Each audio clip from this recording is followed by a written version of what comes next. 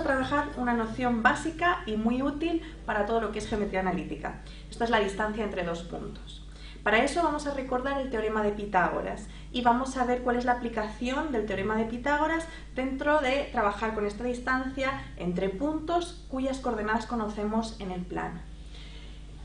Vamos a ello. Imaginaros que nosotros tenemos un punto A y un punto B.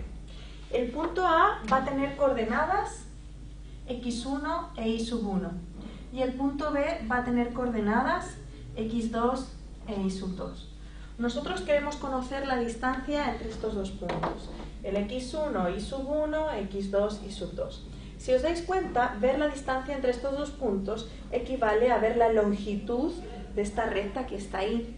Entonces, desde una perspectiva más básica, ¿qué es lo que estamos haciendo? Desde, si estuviéramos situados en A, pensar cuántos pasos tengo que ir en la horizontal y cuántos pasos tengo que ir en la vertical para llegar desde el A hasta el B. Entonces, esa relación que hay entre los pasos en horizontal y los pasos en vertical me genera la longitud de esa diagonal que hay ahí, ¿cierto? De ese segmento que hay ahí. ¿Qué es lo que nos está generando? Nos está generando un triángulo rectángulo. Y aquí viene nuestro amigo Pitágoras, que nos relaciona fabulosamente las longitudes de los elementos del triángulo rectángulo. Fijaos lo siguiente. ¿Cuánto va a medir este lado del triángulo rectángulo? Este lado del triángulo rectángulo va a medir el x2 menos la longitud del x1, porque el x2 sería cuánto mide desde el origen hasta aquí y el x1 sería cuánto mide desde el origen hasta aquí. Por lo tanto, esta distancia es toda esta menos esta, es decir, x2 menos x1. Lo situamos en valor absoluto porque en caso de que el x2 hubiera sido más chiquitito que el x1, esto nos daría un valor negativo al restarlo.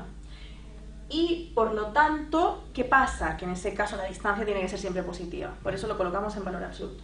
Lo mismo para el y2 y el y1. Entonces, nosotros en este caso, ¿qué tenemos? Desde ahí hemos tomado y2 menos el y1 y por lo tanto esta longitud es el valor absoluto de y2 menos y1.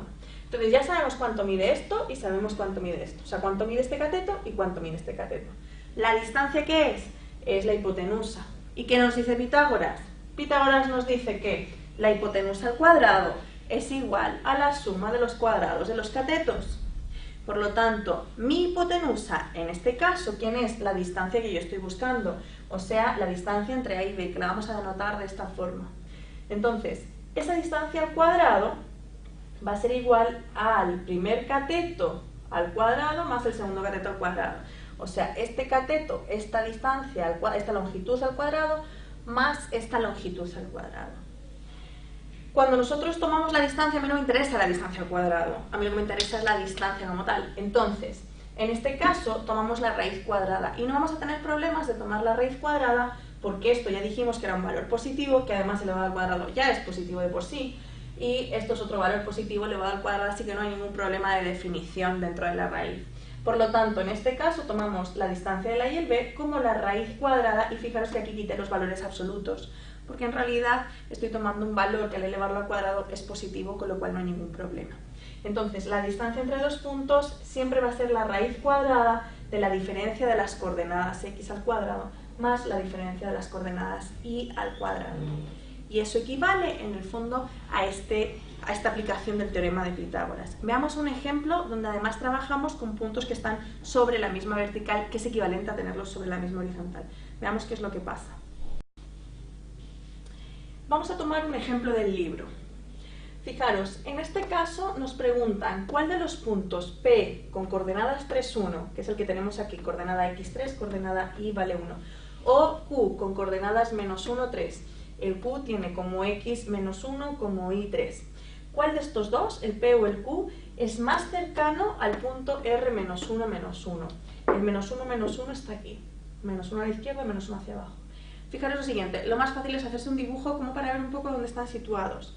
Entonces aquí hay una distancia que vosotros podríais sacar de forma inmediata. ¿Cuál es? Esta, porque están en la misma vertical. Siempre que tengáis puntos en la misma vertical o en la misma horizontal, basta que veáis la distancia en vertical o en horizontal.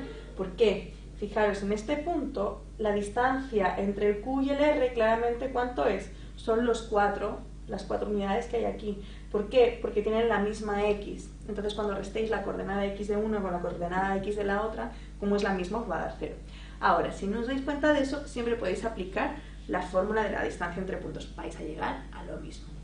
Entonces, en este caso, tomamos la distancia entre el q y el r.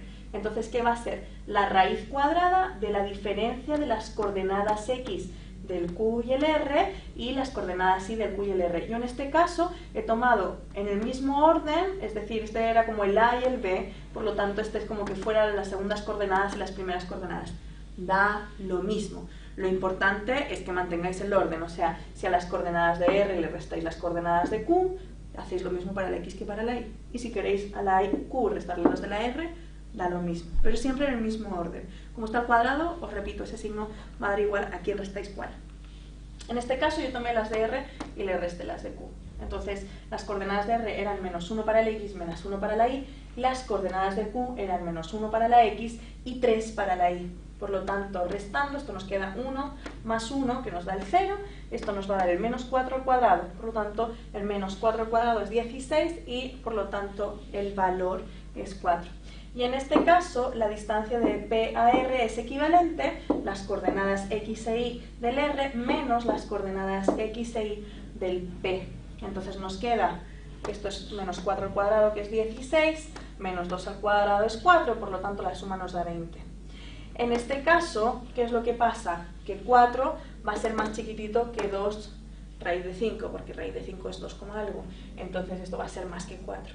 Por lo tanto, como 4 es más pequeño que 2 raíz de 5, decimos que el punto Q está más cercano al punto R que el punto P al punto R. Y ahí terminamos nuestro problema. Podéis ver más ejercicios en la página web.